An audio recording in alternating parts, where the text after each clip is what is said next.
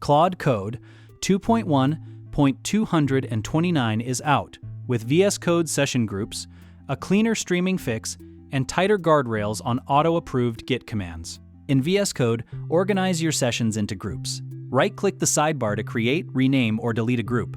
Use Command or Control-click or Shift-click to move several sessions at once. Long responses used to drop text midstream and print twice in the terminal. Now they render cleanly, every time, no matter how long the response runs. Git commands with dangerous flags, force pushes, amends, skipping verification are no longer auto-approved. You'll get a manual confirmation before anything destructive runs. Quick plug, I built a side project called VibeMon.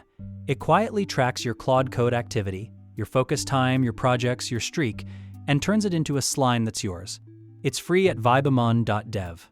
Dangerous Git commands now need your sign-off before running. Want to know what changes next release? Subscribe.